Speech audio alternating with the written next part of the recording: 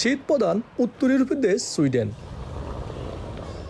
যেখানে শীতের বেশিরভাগ সময় বরফে ঢাকা থাকে রাস্তাঘাট। এই পরিস্থিতিতে সাধারণ চাকায় গাড়ি চালানো প্রায় অসম্ভব। দেশটিতে অক্টোবর থেকে মধ্য এপ্রিল পর্যন্ত গাড়িতে শীতকালীন চাকা ব্যবহার করা হলেও ডিসেম্বর থেকে মার্চ পর্যন্ত তা বাধ্যতামূলক। নিয়ম না মানলে গাড়ি চালকের জরিমানার পাশাপাশি বাতিল হতে পারে ড্রাইভিং লাইসেন্সও।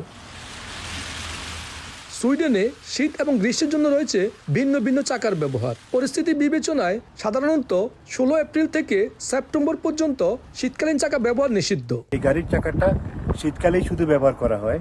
এই গাড়ির চাকার মধ্যে এক ধরনের বিশেষ ফিন দেওয়া আছে, যেটা বরফের মধ্যে আমাদের চলতে অনেক সুবিধা হয়।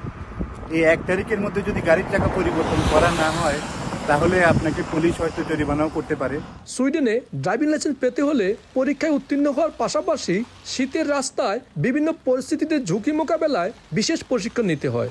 দেশটিতে সড়ক দুর্ঘটনায় এখনও প্রতি বছর মারা যান 200-র বেশি মানুষ। তবে এই সংখ্যা শূন্যের কোঠায় নামিয়ে আনতে কাজ করছে সুইডিশ সরকার।